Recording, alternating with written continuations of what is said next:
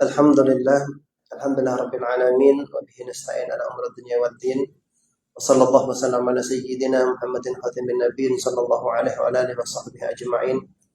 Subhanaka la ilma lana illa ma 'allamtana innaka antal alimul hakim wa la haula wa la quwwata illa billahil aliyyil azim amma ba'd. Alhamdulillah ma'asyiral hadirin wal hadirat wal mustami'in wal mustami'at ma'asyiral aba wal ummahat jemaah musalla Nurul Misbah hafizahumullah ta'ala wa ra'akum jami'ah. Fadl min Allah subhanahu wa ta'ala ni'mah, karunia dan nikmat yang begitu luar biasa Allah subhanahu wa ta'ala. Rabbuna jalla jalaluhu wa ta'ala azamatu anugerahkan kepada kita pada kesempatan ini insyaallah penuh dengan limpahan rahmat dan juga maghfirah daripada Allah subhanahu wa ta'ala ini. Kembali kita bisa berkumpul bersama di musholah yang kita cintai ini guna untuk menunaikan salah satu kewajiban kita, yakni mengerjakan salat subuh secara berjamaah. Dan alhamdulillah juga kita bisa menghadiri daripada pengajian ataupun kuliah subuh yang diadakan selama bulan suci Ramadan di musholah yang kita cintai. Mudah-mudahan kebersamaan kita di musholah ini merupakan kebersamaan insyaallah subhanahu wa ta'ala segala hajat dan permohonan kita diijabah, dimudahkan oleh Allah subhanahu wa ta'ala, dosa-dosa kita diampuni oleh Allah subhanahu wa ta'ala. Kebersamaan yang insyaallah menjadi sebab nantinya kita semua dikumpulkan oleh Allah subhanahu wa ta'ala di dalam syurganya Allah subhanahu wa ta'ala bersama kita Rasul sallallahu alaihi wasallam. Amin Allahumma amin. Bapak Ibu jemaah sekalian, di penghujung bulan Sya'ban, Nabi Muhammad sallallahu alaihi wasallam beliau kumpulkan para sahabat guna untuk memberikan tarhib ataupun tatrib, penyemangat, motivasi dalam rangka menyambut bulan suci Ramadan. Di antara penggalan khutbah beliau sallallahu alaihi wasallam yang beliau sampaikan kepada para sahabat, ya ayuhan nas qad adallakum syahrul azim, ya, syahrul mubarak fihi lailatul qadar khairun min alfi syahr, ja'alallahu siyamahu fardhah wa qiyama lailihi tatawwu'an.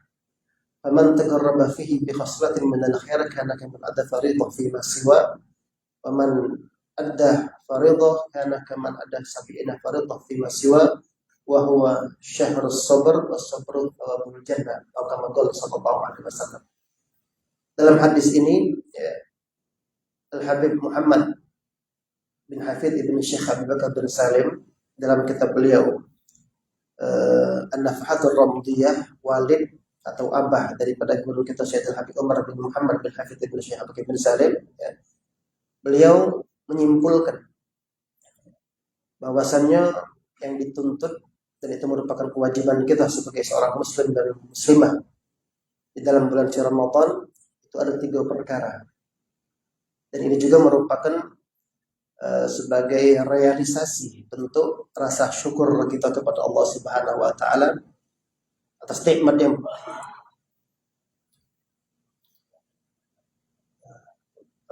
begitu luar biasa Allah Subhanahu wa taala kembali anugerahkan kepada kita bulan suci Ramadan. Jadi 3 upaya ini juga termasuk rasa syukur kita kepada Allah Subhanahu wa taala. Apa kata beliau 3 kewajiban kita tersebut? Yang pertama as-siyam, lakukan puasa selama bulan suci Ramadan. Kemudian yang kedua, ya, al-qiyam, hidupkan malam-malam bulan suci Ramadan dengan beribadah kepada Allah Subhanahu wa taala. Yang ketiga, at-ta'arrud ila fahatil 'idham, berupaya, ya, berusaha seoptimal semaksimal mungkin untuk mendapatkan karunia anugerah yang begitu luar biasa di bulan suci Ramadan. 3 perkara ini, yang pertama itu hukumnya wajib puasa Ramadan, dan 2 perkaranya adalah sunnah. Perihal pertama Bapak Ibu jemaah sekalian, jemaah musholah Nurul Misbah Allah taala orang jami'ah, perihal berkaitan mengenai puasa. Sudah tidak asing lagi yang namanya puasa Ramadan itu kewajiban bagi kita seorang muslim. Ketika seseorang statusnya adalah seorang muslim, ya, kemudian dia mukallaf dalam artian baligh aqil, sudah baligh dan berakal. Kemudian yang ketiga muti, dia mampu dan sanggup untuk menunaikan ibadah puasa tersebut. Kemudian yang keempat, sehat, dalam keadaan sehat walafiat. Dan yang kelima, mukim, menetap di suatu tempat, tidak dalam keadaan musafir, maka statusnya adalah wajib untuk mengerjakan ibadah puasa Ramadan. Karena yang kita sampaikan daripada 5 perkara tersebut merupakan syurutu wujub siyam, syarat wajibnya seseorang mengerjakan ibadah puasa Ramadan. Dalam artian tidak diperbolehkan jikalau tanpa udzur syar'i dia meninggalkan kewajiban yang namanya puasa Ramadan.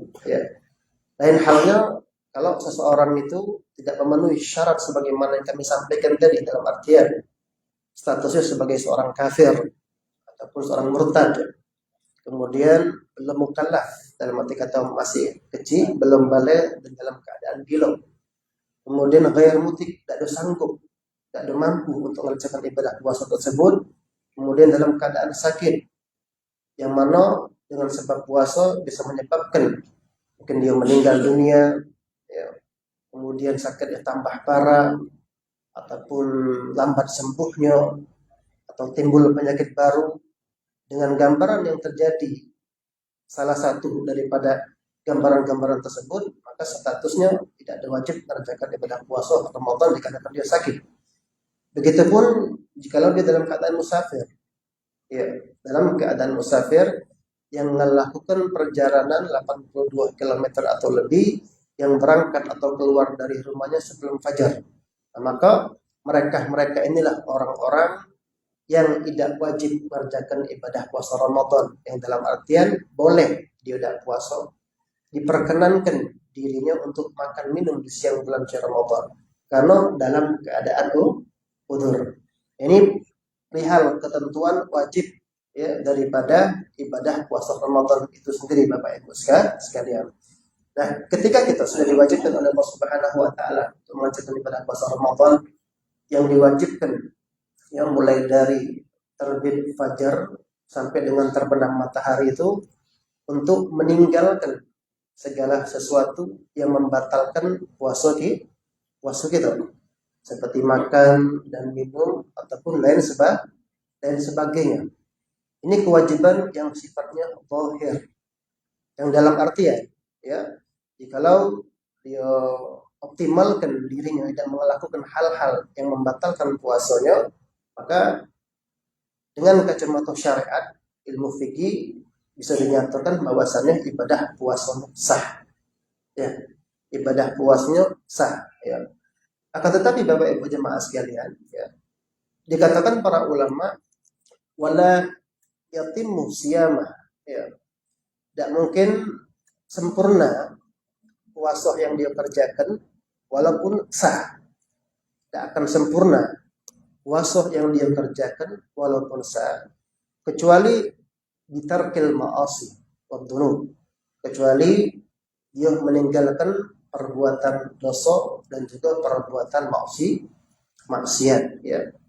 Kalau kita cuma sekedar ingin puasa kita itu sah, dalam arti kata kewajiban kita sudah tunaikan atau kita sudah gugurkan, sekedar tidak makan, tidak minum, dan tidak melakukan hal-hal yang membatalkan puasa mulai dari terbit fajar sampai dengan terbenam matahari, sudah cukup puasanya sah. Akan tetapi perihal apakah dengan puasa yang dia kerjakan tersebut dapat pahala atau tidak, itu perihal yang lain. Itu hal yang lain.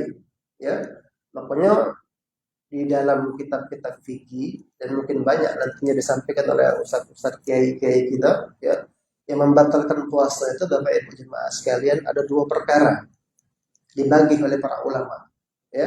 Perkara yang pertama yang membatalkan puasanya, yang kedua yang membatalkan pahala puasanya. Dengan adanya bagian ini bukan berarti kita disuruh milih-milih. Tidak demikian. Biar diantara hikmahnya apa dia?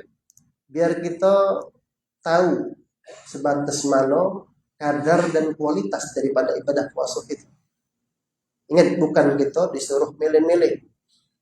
Ayo tidak apa-apa, Ustaz batal pahala puasanya, tidak dapat pahala, yang penting puasa. Tidak demikian. Ya, sebagian beranggapan demikian. Pokoknya di akhir-akhir pertemuan di bulan Sya'ban di majelis-majelis kita sengaja kita buka fikih puasa guna untuk menyambut bulan Ramadan. Ketika kita sampaikan perihal demikian, ya kita suruh milih jemaah pengajian, kita ada di antara mereka yang memilih. Ya, lemak yang mana? Lemak yang pertama, tidak apa-apa. Yang kedua batal. Yang penting puasa kita sah. Tidak katik kewajiban mengqadha. Dalam artian cuma sekedar menggugurkan kewajiban. Ya, menunaikan tugas sudah.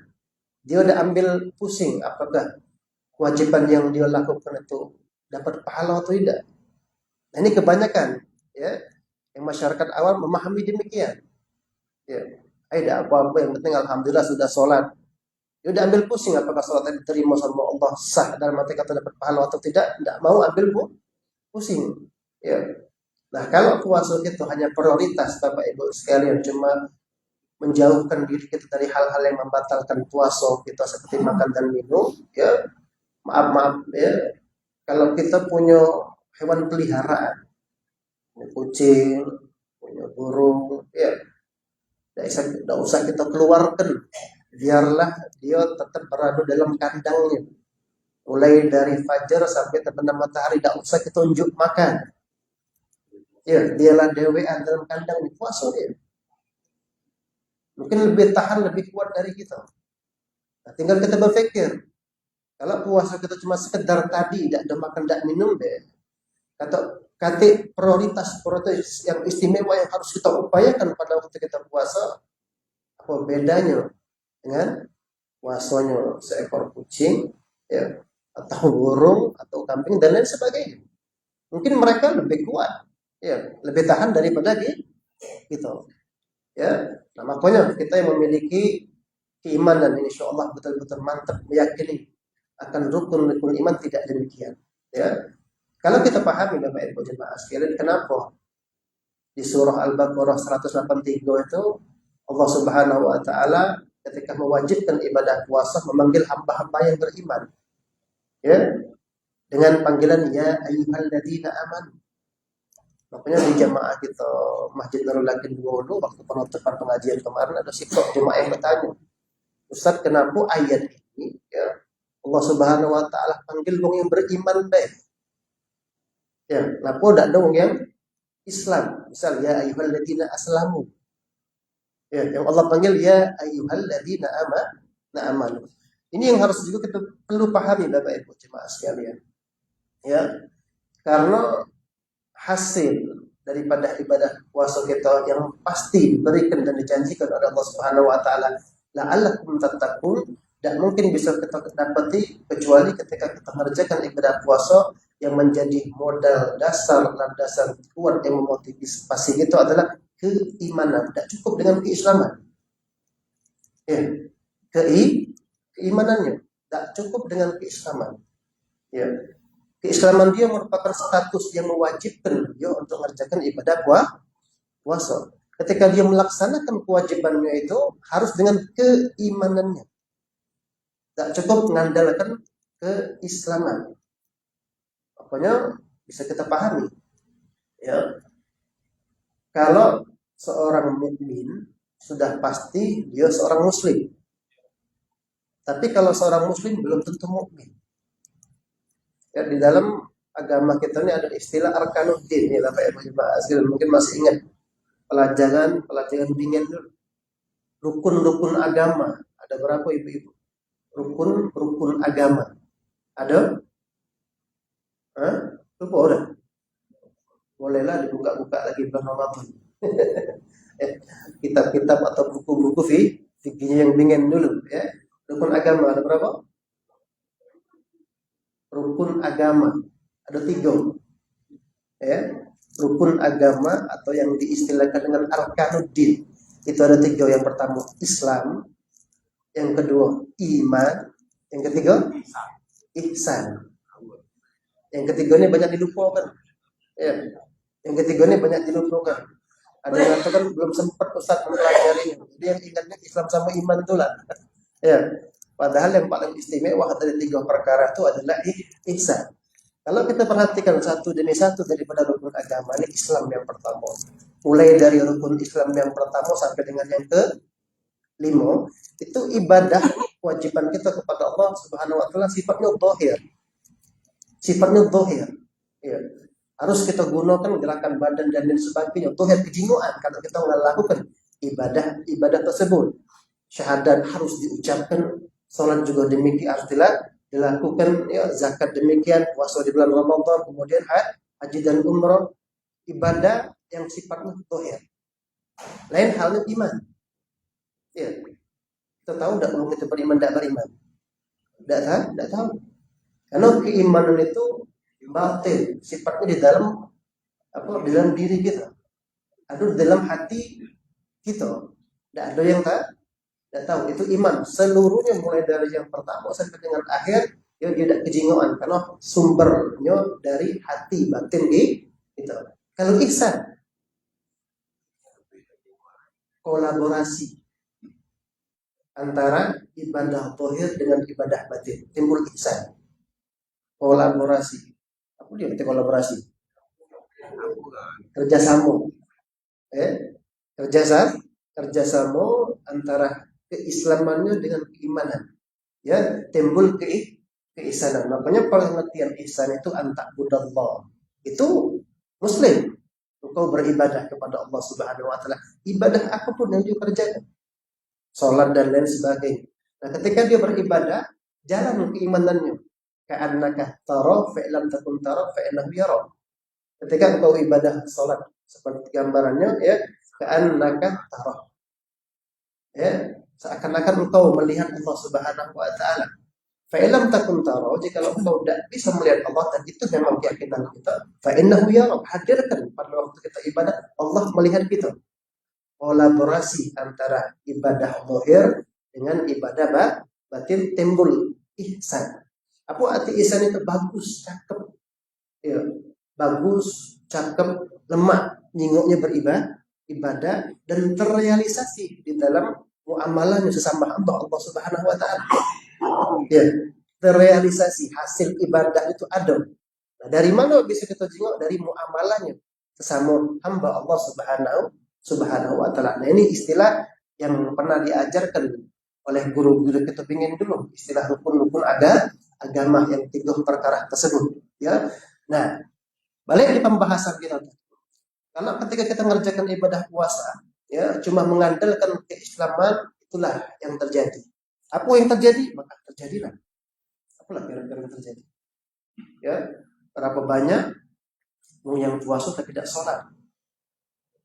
Ada tidak ibu? Kita tidak sholat noleh kiri, noleh kanan. Ya. Kita perhatikan mungkin ada di jago rumah gitu. Dia puasa. Ya, karena tidak puasa itu bukan muslim atau orang udhur. Ya, dia muslim atau muslimah. Puasa. Tetapi yang aneh dari ibadah puasa dia kerjakan, dia tidak tidak sholat. Nah, itu gambarannya. Kalau puasa cuma sekedar ngandalkan yang namanya keislaman dia, ya, makanya tidak cukup. Cuma sekedar mungkin sah, gugur kewajibannya, tapi mungkin pahalanya dia dapatkan dari Allah Subhanahu wa taala. Makanya dikatakan disampaikan beliau oleh Muhammad, wala yatimmu siyamahu illa bitarkil ma'asi wa dzunub. Tidak mungkin sempurna ibadah puasanya kecuali dia harus berupaya ketika dia puasa untuk meninggalkan perbuatan dosa dan maksiat. Di Al-Baqarah tadi apa ujungnya? La'allakum tattaqun. Ketika Allah panggil, wahai orang-orang yang beriman, diwajibkan atas kalian berpuasa sebagaimana diwajibkan atas orang-orang sebelum kalian, agar kalian bertakwa. Ini pasti, ya, tidak mungkin diingkari. Janji Allah itu pasti. Walaupun kalau kita buka terjemahan agar kalian, semoga kalian, agar semoga itu kalau bahasanya gitu ya mungkin 50-50. Tapi kalau dari Allah Subhanahu wa taala, apalagi menggunakan kata la'alla, ya itu pasti, tidak mungkin tidak. Dengan satu syarat, kalau landasan puasanya itu iman, pasti dia dapatkan takwa. Nah, pertanyaannya Bapak Ibu jemaah sekalian, ya, kira-kira kapanlah kita dapat ketakwaan itu? Hah? Kapanlah? Aku nunggu kelar dulu bulan Ramadan, kalau udah jengok di bulan Syawal, masya Allah, rajin lima waktunya di masjid di musola, wih, berarti dapat nilai takwa. Atau rajin majelis taklim, wih, dapat nilai takwa. Kelamuan, kelamuan. Ya, kita bisa tahu, ya, bahkan ini harus menjadikan bahan introspeksi diri kita masing-masing, ya, ada nilai takwa apa tidak pada waktu kita lagi ngawikan ibadah puasa di keseharian kita, baik siang ataupun di malamnya dapat aku tidak nilai takwa bisa kita ketahui, ya. Nah, untuk mengetahui dengan puasa kita itu kita dapat nilai takwa apa tidak, yang pasti, ya, syarat pertama atau utamanya kita harus tahu dulu arti takwa. Betul? Apa kira-kira jemaah Bapak Ibu jemaah sekalian arti takwa? Iya, takut. Mudah, takwa itu bahasa Arabnya, takwatul. Tak of waw tak marbutoh. Ya, dengan huruf itulah bisa ejaan kita Indonesia. Takut. Pindah ke B harokatnya. Betul? Ya, takwa. Jadi takut yang tadi tofnya takwa tadi sukun, ya, biar jadi takut dom makan takut. Dari kata takut inilah nantinya dijabarkan oleh para ulama dengan penjabaran yang begitu banyak arti takwa itu. Di antaranya yang sering kita dengar arti takwa itu kalau imam lagi nyampe apa pada khutbah, dan hari ini mereka menyampaikan takwa imtithalu awamirillah wajtinabun nawahi. Ini yang paling relevan, yang paling masyhur, yang sering banyak kita dengar, mungkin tidak ada asing lagi di telinga kita. Apa dia? Nawikan perintah Allah, jauhilah larangannya. Itu realita penjabaran dari atau arti kata takut.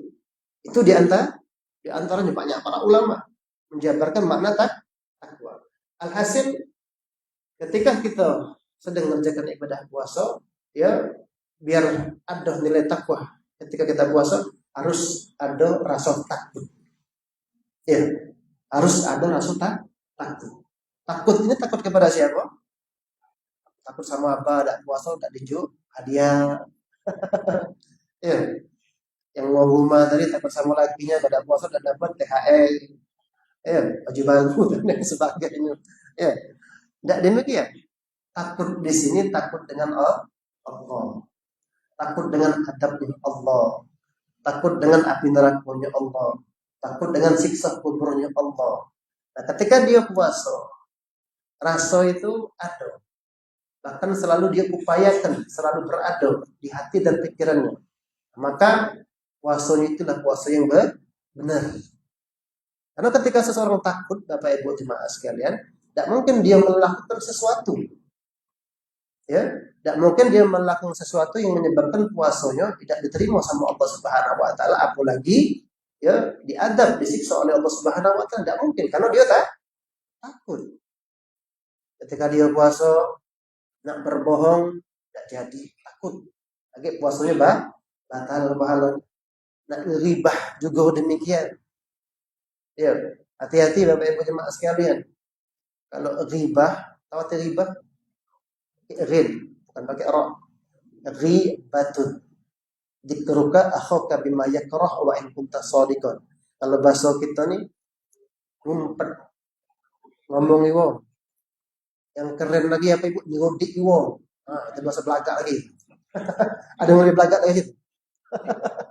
Bahasa Palembang nyodik gawe wong. Nah, itu, ya.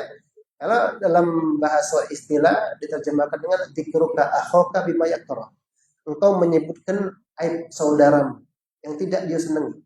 Tidak ada di antara kita yang senang aib kita disampaikan, disebutkan, disebarluaskan oleh saudara kita yang lain. Yang lain tidak ada yang senang. Wa in kunta shadiqan, walaupun engkau itu benar. Si fulan melakukan ini, si fulan melakukan, tidak asing lagi. Seluruh masyarakat sudah tahu. Ya, seluruh masyarakat sudah tahu. Kita jadikan apa bahan omongan kita sebarluaskan, itu namanya ghibah. Walaupun benar kenyataannya belum Bapak Ibu sekalian, itu ghibah. Kalau tidak kita ketahui, apalagi samar-samar, fitnah. Pokoknya sekarang ghibah itu tidak perlu lagi Nak kelakar berdua wong, 3 wong atau lebih, cukup dengan pencet B sudah langsung jadi. Pencet B, taruh status, ya. Makanya di bulan Ramadan kurangi keakraban kita dengan handphone. Perbanyak keakraban dengan kitab suci Al-Quran. Ganti handphone kita dengan Al-Quran. Tidak kita melakukan, kita membaca ayat Allah, mendengar ayat Allah. Ya, itu luar biasa dosanya. Ya, bahkan saking hebat dosanya Allah sebutkan dalam Al-Quran. Ya, sering gambaran-gambaran yang pernah kita sampaikan kepada jemaah sekalian, mungkin masih ingat, pernah Sayyidah Aisyah. Siapa tuh Sayyidah Aisyah, ibu-ibu? Siti Aisyah, istri Nabi Shallallahu Alaihi Wasallam, putri dari Sayyiduna Abi Bakar As-Siddiq. Ya, nah, beliau Sayyidah Aisyah pernah terbesit di dalam hati beliau ada hal yang tidak bagus. Ya, terhadap siapa? Terhadap Sayyidah Sofiyah bin Akhtab, istri Nabi juga. Jadi pada waktu Sayyidah Sofiyah lewat, ya terbesit sesuatu yang tidak bagus di hati Sayyidah Aisyah. Ya, kalau kita ketahui Sayyidah Aisyah itu paling luar biasanya di antara istri-istri Nabi. Sayyidah Sofiyah tadi, ya maaf, agak pendek, kecil. Dibanding Sayyidah Aisyah luar biasa. Terbesit, terlintas cuma. Ya, tidak beliau ucapkan, terlintas. Kemudian bertemu dengan Nabi Shallallahu Alaihi Wasallam, Sayyidah Aisyah. Ya, Nabi kita, Nabi Muhammad Shallallahu Alaihi Wasallam, ya, yang tersembunyi, yang ada dalam hati Sayyidah Aisyah beliau ketahui. Beliau didik Sayyidah Aisyah, berikan tarbiyah, pendidikan yang luar biasa dari seorang suami. Wahai Aisyah, ya, jikalau yang ada di dalam hatimu itu untuk ucapkan, tadi kan baru terlintas. Jikalau yang ada dalam hatimu itu engkau ucapkan, ya, disebutkan, ya, diucapkan, ya, ketahuilah air ludah yang digunakan untuk mengucapkan hal-hal yang tidak bagus yang sifatnya riba tadi, ya, jikalau engkau, apa bahasa kita Palembang, ludahkan, lepehkan ke air lautan, ya, yang tadinya air lautan itu bersih, bening, putih, jernih, itu bakal menjadi buta keruh, bahkan berbau busuk. Air lautan banding banjir ludah, Bapak Ibu jemaah sekalian. Berapa persentase? Ya, tak kata bandingannya kan. Ya, air ludah yang digunakan untuk menghibah, ya, buka air, nyampaikan air saudara-saudari kita muslimah itu, kita ludahkan ke air laut jadi keruh, bahkan berbau busuk. Karena Allah nyatakan dalam Al-Quran itu apa? Allahumma shalli ala Muhammad. Ada ingat tak?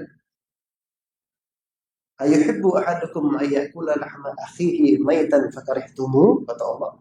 Apakah senang kalian memakan bangkai, ya, daging saudara kalian? Jadi riba itu sama kita makan daging bangkai daging saudara kita sendiri. Fakarihtumu, pasti kata Allah Subhanahu wa taala kalian tidak senang. Nah, gambarkan demikian, bayangkan demikian. Kalau hal demikian selalu ada di benak hati pikiran kita, ya, itu gambaran yang akan diberikan oleh Subhanahu wa taala, ya, dosanya, ya, dan memang adalah takut kepada Allah Subhanahu wa taala, insyaallah, takut itu bisa mencegah kita tidak jadi kita melakukannya, ataupun dosa maksiat lainnya. Ala kulli hal, alhasil ketika dia ingin melakukan perbuatan dosa dan maksiat tersebut, tidak jadi dia lakukan apa? Karena dia takut sama Allah. Maka itulah puasa yang cakep. Itulah hakikat puasa yang sebenarnya. Bukan cuma menahan diri daripada makan dan minum yang membatalkan puasa, juga menahan diri daripada perbuatan dosa dan maksiat. Itu hakikat puasa kita yang sebenarnya, Bapak Ibu jemaah sekalian. Ya, harus kita tingkatkan kualitasnya. Ya, menahan diri kita dari hal-hal yang membatalkan pahala puasa, apa dia pada umumnya perbuatan dosa dan maksiat. Ketika demikian puasa dapat dinilai takwa. Dan benar apa yang dikatakan Nabi Shallallahu Alaihi Wasallam mengenai keutamaan puasa itu sendiri. Apa kata Nabi? As-shaum junnah min adabillah. Puasa itu tameng, perisai dari adab Allah. Bukan dosa dan maksiat itu yang bakal ngantarkan kita kepada adabnya Allah, jelas. Ya, nah ketika puasa kita benar, dia bisa menjadi tameng, perisai. Setiap kali kita ingin melakukan atau ada yang ngajak untuk berbuat dosa maksiat, terhijab.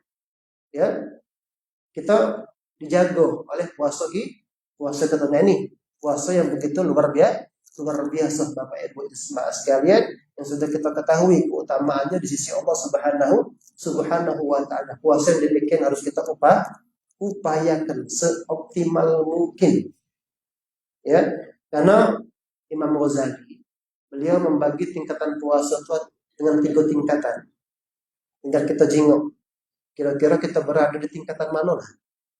Yang pertama, tingkatan paling dasar, shaumul awam. Ya. Yang kedua, shaumul khawas. Yang ketiga, khawasul khawas. Shaumul awam itu puasa pada dasarnya masyarakat awam. Apa dia? Tidak makan, tidak minum, mulai dari terbit fajar sampai terbenam matahari, itu cukup. Prioritas lain, tinggalkan dosa maksiat atau pengen melakukan ketaatan yang luar biasa, tidak ada. Cuma sekedar demikian. Itu kebanyakan daripada puasa masyarakat awam. Ya. Nah, yang kedua yang lebih istimewa lagi, khawas, khusus. Kalau tadi awam itu umum, kebanyakan demikian. Tapi kalau khusus, berarti tidak ada banyak. Yang namanya khusus itu lemah, tak Bapak Ibu jemaah sekalian. Lemah, nah itu. Kalau kita kondangan ke gedung itu kan, tahu dewe. Yang mana catering untuk umum, yang mana catering untuk VIP. Kalau untuk umum tuh ya Allah, disuruh lagi belum. Ya, aku hidangan satu meja dihantam bareng-bareng oleh awam, kebanyakan masyarakat berebut. Ya, tidak tahu lagi. Allah a'lam. Tapi kalau yang bagian VIP yang khusus tadi, ya sudah disiapkan. Kali duduk manis diantar semua. Ya, luar biasa. Nah, kalau hal demikian deh, kita cenderung hati kita terhadap hal-hal yang sifatnya dunia. Kalau yang khusus itu bagus. Nah, kenapa tidak ada terhadap hal yang juga berupa akhirat seperti ibadah puasa tadi, ada yang bagian khusus. Cak mana puasa mereka? Mereka puasa. Ya. Akan tapi prioritas mereka apa dia? Yang kita baru sampaikan apa? Tidak cuma sekedar tidak ada makan, tidak ada minum deh. Yang mereka tahan diri mereka. Ya, tapi juga menahan dari hal-hal yang membatalkan pahala puasa. Ya, menahan 7 anggota tubuhnya dari perbuatan dosa dan maksiat, bahkan menahan hatinya. Jadi perbuatan dosa dan maksiat. Karena dosa hati ini Bapak Ibu jemaah sekalian, ya, kalau digawekan lebih mudah daripada dosa anggota tubuh. Ya, tapi ganjaran dosanya lebih besar, lebih berat daripada dosa anggota tubuh kita. Makanya upayakan ketika kita puasa jago juga hati kita.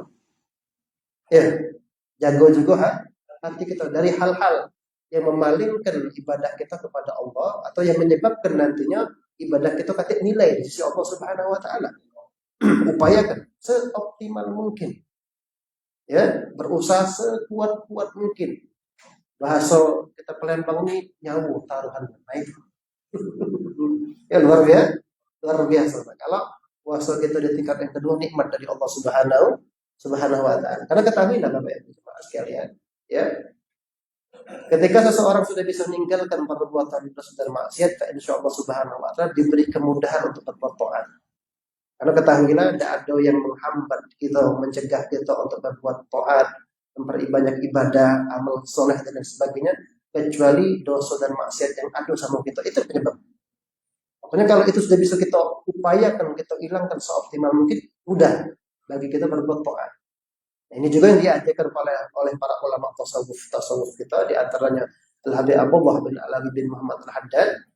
Dalam kitab beliau Nasuh itu, beliau kalau mendidik santrinya itu, ya, bagaimana dikosongkan dulu dari hati dan pikiran mereka keinginan untuk berbuat maksiat, baru dia memperbanyak ibadah. Ya, nah, kita kadang terbalik. Ya, terbalik. Cak mana gambaran artinya? Ya, dia ada perhatian dengan dosa dan maksiat, banyak ibadahnya, masya Allah. Malam harinya dia mulai tahajud, siang harinya dia puasa dan sebagainya. Ya.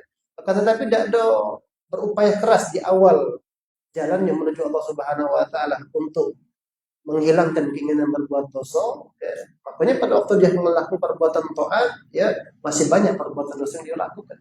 Kalau demikian tipe cara kita istilahnya bertagarub kepada Allah Subhanahu Wa Taala, hasilnya pun dia jalan di tempat.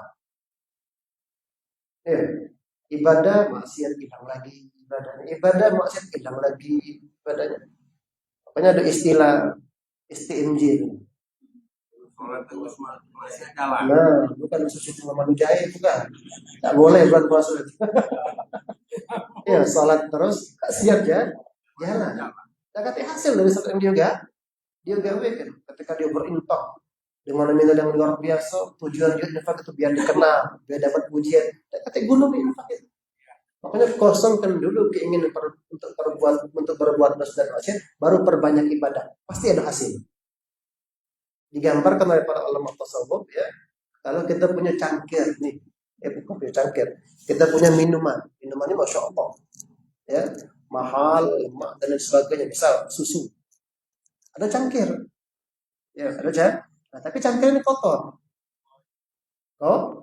kotor. Apa yang kita lakukan Bapak Ibu jemaat? Tadi kan minuman ini luar biasa, basuh dulu cangkir ini, ya dibasuh dulu, sudah dilap bersih, baru kita tuangkan, kemudian baru kita nikmati.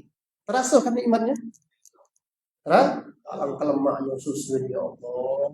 Allahumma zidna alaih. Itu doanya ibu. Kalau minum susu atau doa khusus, Allahumma zidna atau zidni alaih, ya Allah tambahkanlah aku lagi. Ya, itu. Jadi yang pasti cangkir tadi kita bersihkan dulu, kita cuci, kita bersihkan, kita lap, baru kita tuangkan.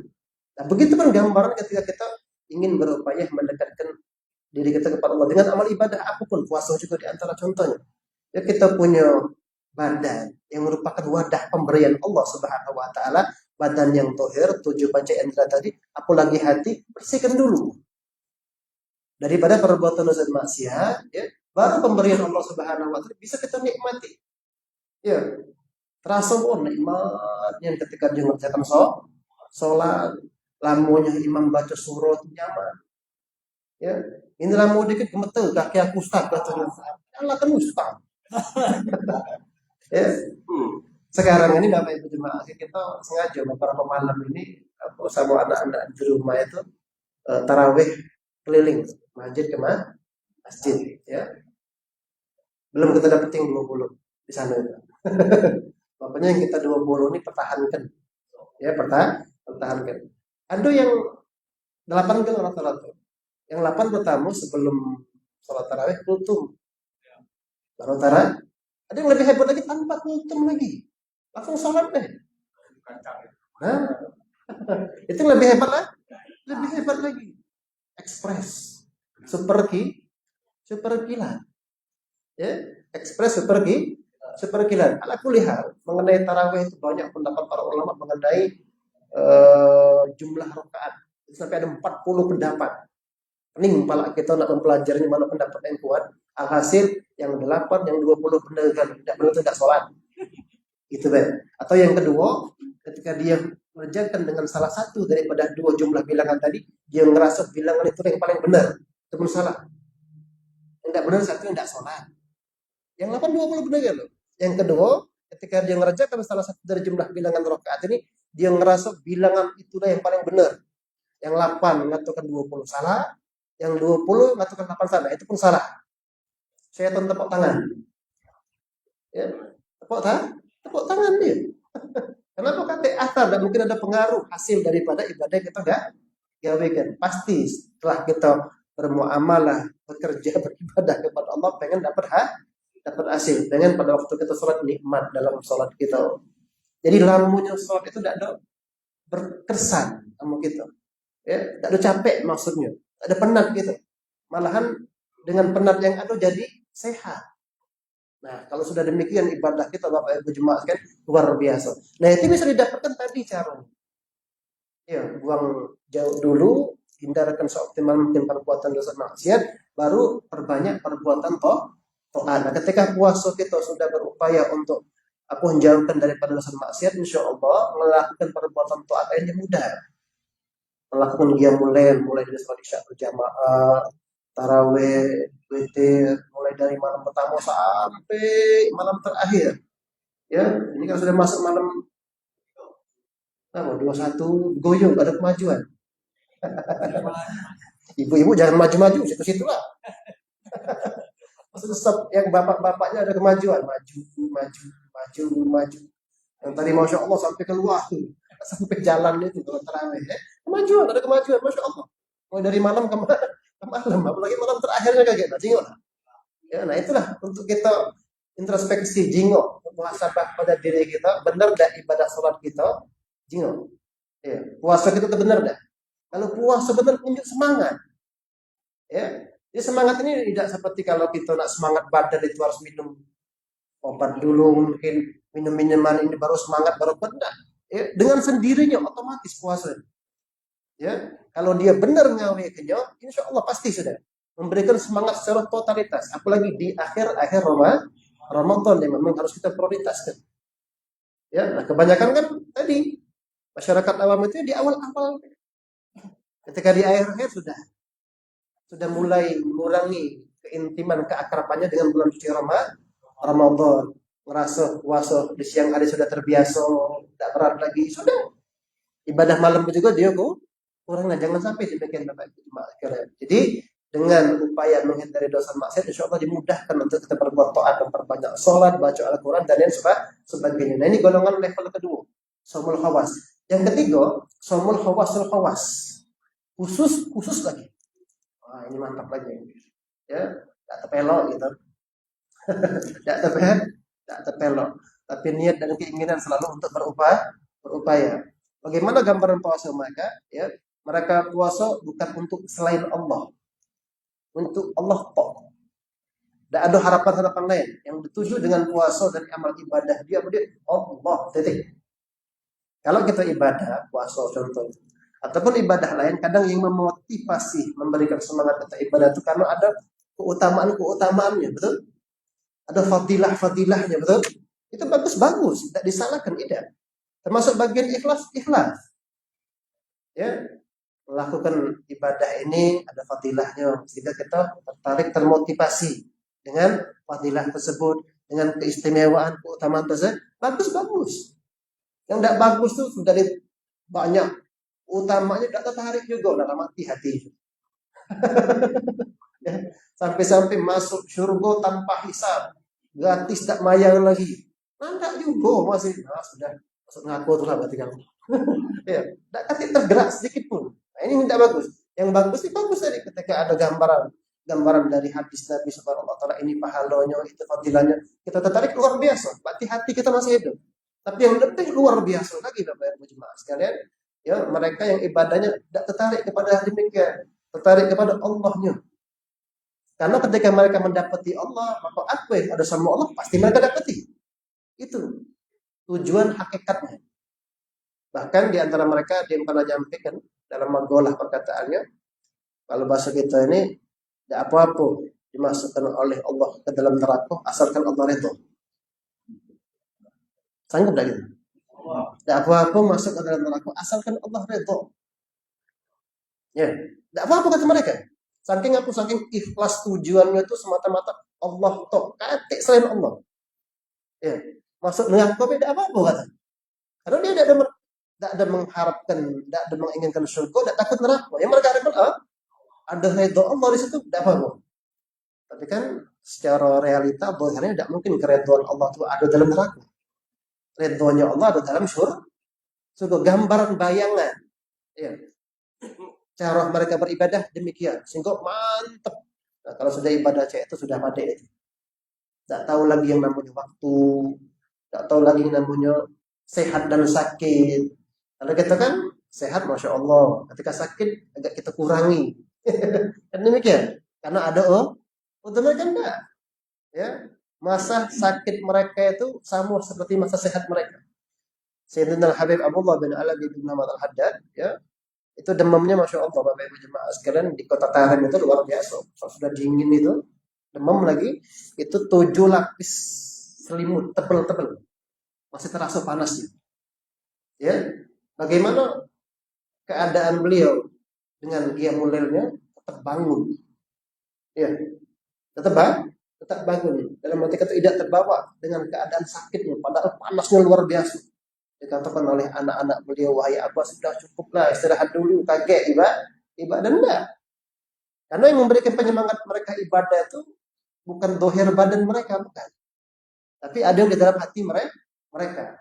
Ruhnya mereka yang sudah luar biasa sehingga jasadnya mereka mengikuti ruh mereka. Nah ini Bapak Ibu jemaah sekalian, perihal ibadah puasa memang harus kita prioritaskan. Dikarenakan dengan nikmat bulan suci Ramadan ini, Masya Allah, terus menerus Allah Subhanahu wa Ta'ala berikan kepada kita. Nah, secara bijaksana dan juga memang itu kewajiban kita sebagai seorang muslim, hendaknya berupaya, ya, tidaklah berlalu tahun demi tahun daripada bulan suci Ramadan kecuali tahun setelah itu lebih baik lagi, lebih afdol lagi, dan seterusnya.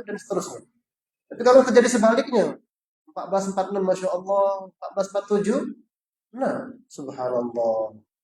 Subhanallahnya mungkin geleng kepala tadi. Bukan subhanallah. Ah, itu mantap ya, subhanallah.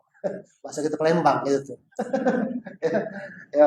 Nah, ini yang tidak kita inginkan. Ya, sebagian rasa syukur kita kepada Allah Subhanahu wa taala harus berupaya puasa Ramadan kita 1447 ini lebih afdal, lebih baik lagi daripada puasa-puasa sebelumnya. Ya, kita tidak tahu wallahu a'lam bisa menyelesaikan Ramadan tahun ini, apalagi nak berjumpa dengan Ramadan tahun akan datang. Alhasil, ala kulli hal, semangat, ya.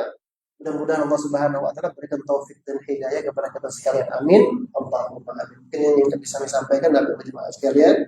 Mungkin dari apa yang kami sampaikan ada yang ditanyakan atau ada yang kurang jelas dan sebagainya, foto silakan.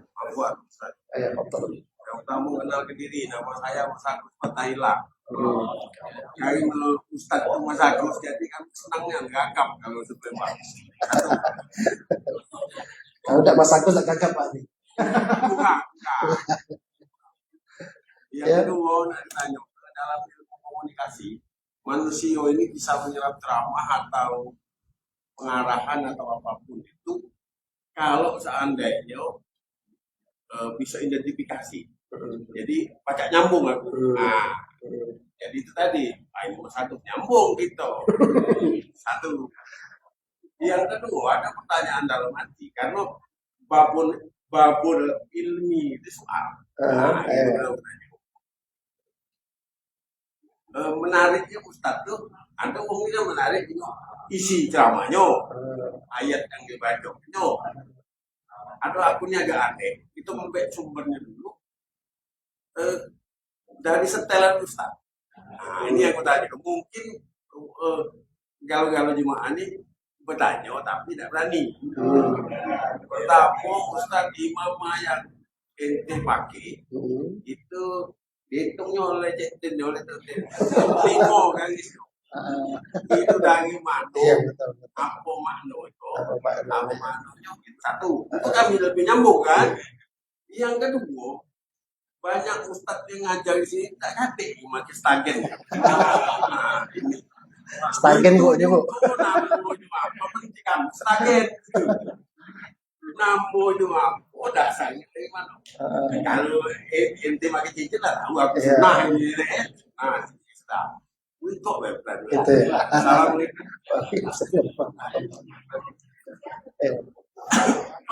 Ini namanya imamah. Ya, shakel atau bentuk yang seperti ini bentuk khusus. Ya, memang banyak sekarang dipakai, tapi aslinya yang pakai demikian ini alumni dari pelajar Tarim Autonomous Yaman dari Abu Umar, kebanyakan demikian. Karena beliau yang pertama kali yang memakai imamah dengan gambaran demikian, ya, di kota Tarim. Walaupun awal-awalnya ya banyak teguran-teguran daripada ulama-ulama di masa itu. Ya, jadi ya dari kota Tarim Autonomous ya Yaman ya. Nah, mengenai jumlah tingkatan betul. Ya. Nah, yang kedua Abi Umar ya, tidak mengizinkan pakai ini kecuali dalam artian satu, kalau pelajar sudah jelas karena alumni dari sana ya. Nah, kalau yang bukan pelajar ya, Kata beliau, ya, aku karena memakai ini nih disesuaikan dengan keadaan, kondisi, maksudnya adabnya, akhlaknya, ilmunya. Jangan sampai kaget dipakai, nggak tahu yang makainya, Masih nggak? ujungnya kelapa gelubuk, ya. Ujungnya merusak citra. Bukan kita nggak memperbolehkan, bukan. Ya, kalaupun nggak dipakai, nggak dapat ijazah boleh. Pokoknya disesuaikan, karena pemakaian ini tidak sembarangan. Kita pun pakai dapat ijazah dulu, pakainya sama beliau. Ya, rata-rata demikian kan. Ya, nah, itu ya. Ya apa pun nak pakai tapi sesuaikan ya. Dalam arti kata walaupun cuma sekedar pakaian tapi itu ada makna, tidak sembarangan. Nah, mengenai tingkatannya ganjil. 3, 5, 7, 9 sampai 11. Beliau Habib Umar pakai 11. Itu di hari Jumat, hanya di hari Jumat. Di keseharian beliau berkisar antara 7 dan 9. Dan itu ada makna kan. Ya, limo, pakai limo aja ini boleh kalau sudah nikah. Nah, caranya itu. Jadi kalau belum nikah tidak boleh limo ini, apalagi nak tujuh. Judo nggak boleh. Nah, udah nikah itu, udah nikah, nikah lagi jadi tujuh dia mati. Jadi sudah nikah syaratnya baru boleh di limo. Kalau pakai tiga itu hafal kitab Bidayatul Hidayah dan ngamalkan isinya. Kitab dasar dan apa kitab dasarnya suluk ya yang dikarang Imam Ghazali. Kitab dasar itu kan. Tarik itu 3 itu. Kalau sudah hafal itu dan diamalkan sudah boleh pakai 3 walaupun dia belum pengantin. Nah, kalau sudah pengantin boleh nambah 5. Nah, kalau 7 itu ya kita pun jarang. Apa enggak? Pernah sekali 7 lembaran. Ya, nah, lembaran. Karena semakin tinggi itu ya pandangan yang lain itu dengan kita lain. Nah, yang pakai 7 itu sebenarnya jindan. Nah, kalau yang jindan, nah itu yang Ahmad, Soleh, nah mereka-mereka itu yang berhak pakai sampai 7. Makanya kita paling mentok 5 sudah. Tidak berani lebih dari 5 karena kita menyesuaikan dan memang tidak pernah sesuai. Kalau udah nyampe itu 7 keadaan diri kita, keilmuan kita dan sebagainya itu mengenai perihal imamah. Ini dijelaskan beliau dalam kitab Tawjihun Nabi, ada kitabnya. Ya, beliau tulis di situ ya. Nah, mengenai ini buat nyaman deh. Habwa. Bukan diajari yang mau. Habwa. Habwa. Habwa. Habwa. Habwa. Iya. Ya. Kita jaga Bapak Ibu jemaah tak tahan lama-lama kalau duduk tak ada nyender. Duduk ini. Jadi lemah sambil berbaik kita baca Al-Qur'an, menulis gambar. Tapi guru kita tidak memperkenankan seorang santri pakai ini di depan gurunya. Guru ngajar. Gurunya ceramah. Dia cak ini norma adabnya. Ya, tapi kalau yang jemaah-jemaah jadi masalah seorang santri, murid tidak pantas pakai ini depan gurunya. Orang ngecak nyantainya, kan tidak pantas ya. Makanya untuk santri, murid di depan gurunya tidak pantas. Tapi kalau untuk jemaah tidak jadi masalah, ibu-ibu ya, jadi masalah, tidak jadi masalah ya. Boleh di mana? Nah, bolehnya ini cari di Shopee ketik Habwa. Nah, tinggal kaget Bapak Ibu dapetin kalau yang banyak yang murah-murah tapi memang kualitas tidak bagus, oke? Apalagi Bapak agak gemuk dan besar, koyak. Nah, kali ini enggak. Bukan stagir bukan. Bukan stagir. Nah, ini hadiah. Aku dari tamu Betul, Mang Cik. Hadiah ini mod. Ada lagi nggak? Ijazah kami dulu.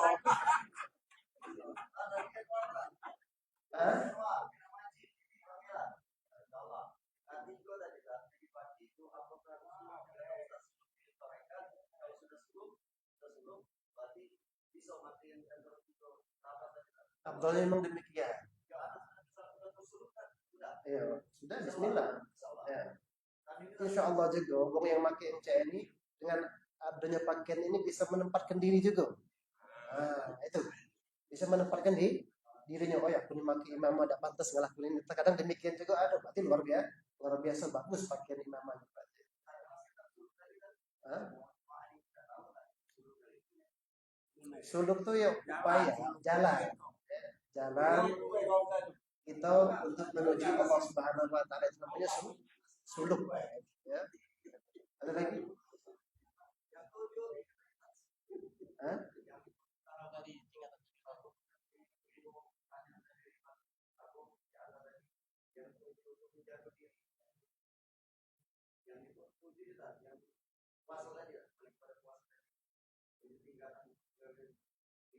Tiga tingkatan puasa. Tiga tadi. Awam, khusus, awam, khawasul khawas. Tiga itu. Menjaga 7 anggota tadi. Ya, puasa tadi lah. Ya, 7 itu maksudnya 7 anggota badan kita.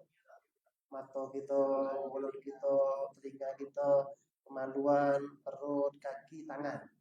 Ini kan 7 anggota inilah 7 anggota yang diantaranya kalau hatinya bagus dia belok bagus, hatinya jelek belok jelek juga. Pokoknya dalam hadis itu Bapak Ibu jemaah sekalian 7 anggota ini pemimpinnya lisan, lidah. 7 anggota tadi itu pemimpinnya lisan. Nah tiap pagi itu lisan laporan sama hati. Ya, tiap pagi lisan ini ngelapor sama hati, nunggu perintah. Dalam hadis disebutkan, wahai hati, jika engkau perintahkan yang bagus, maka kami akan bagus galau-galau. Jika engkau perintahkan kami yang jelek, maka kami akan jelek galau-galau. Itu. Pokoknya sumbernya dari hati. Itu yang ada hadis yang mutuah itu kan. Masih gumpal daging itu. Kalau bagus daging itu, maka bagus anggota yang lain. Itu maksudnya. Ada lagi? Unduh.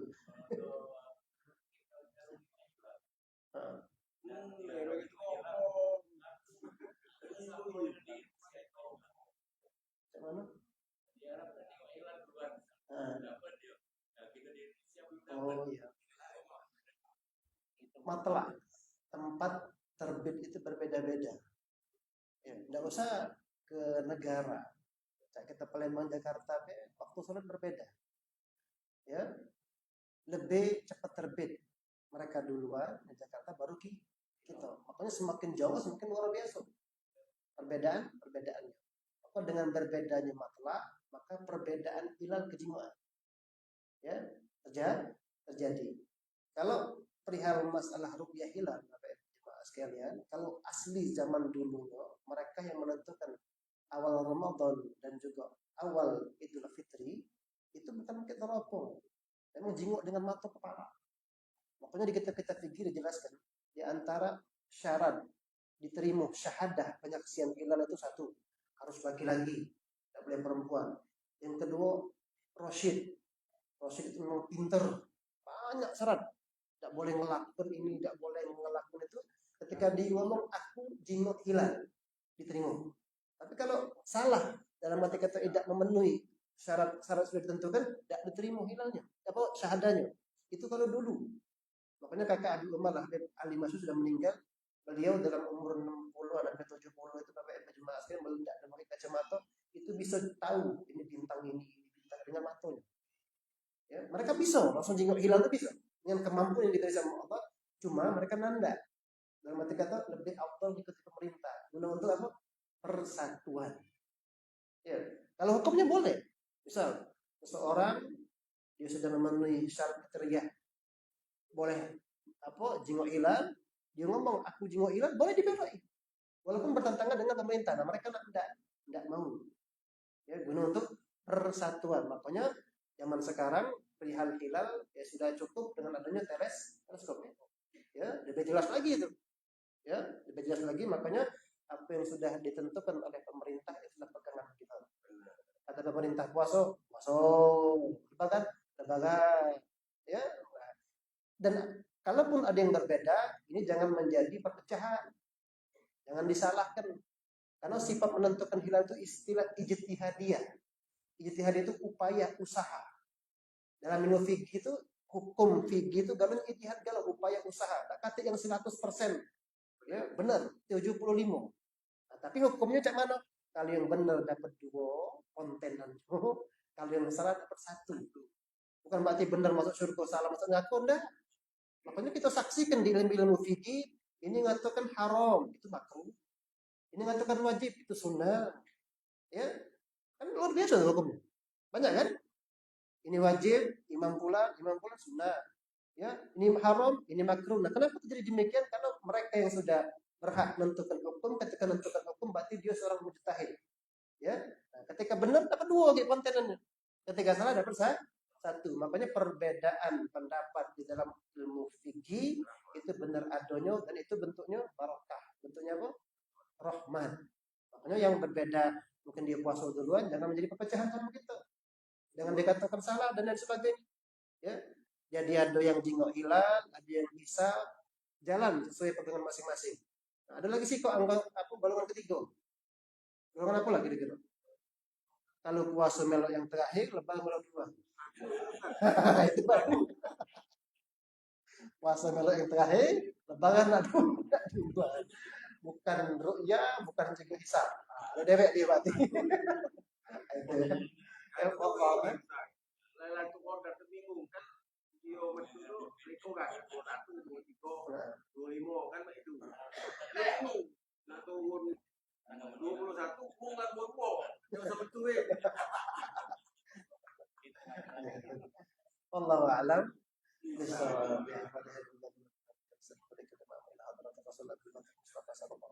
الفاتحة أعوذ بالله من الشيطان الرجيم بسم الله الرحمن الرحيم الحمد لله رب العالمين الرحمن الرحيم مالك يوم الدين إياك نعبد وإياك نستعين اهدنا الصراط المستقيم صراط الذين أنعمت عليهم غير المغضوب عليهم ولا الضالين آمين بسم الله الرحمن الرحيم الحمد لله رب العالمين اللهم صل وسلم على سيدنا محمد اللهم إنا نسألك فهم النبيين وحفظ المرسلين والملائكة المقربين اللهم لا تدع لنا في مجلسنا حتى تنبذنا غفرته ولا هما إلا فرجته ولا دينا لك قضيته ولا مريضا إلا شفيته ولا ضالا إلا هديته ولا جهلا إلا علمته ولا حاجة من حوائج الدنيا والآخرة لك قضيتها ويسرتها يا رب العالمين ربنا آتنا في الدنيا حسنة في الآخرة حسنة وقنا عذاب النار وصلى الله على سيدنا محمد وعلى آله وصحبه وسلم والحمد لله رب العالمين تقبل الله منكم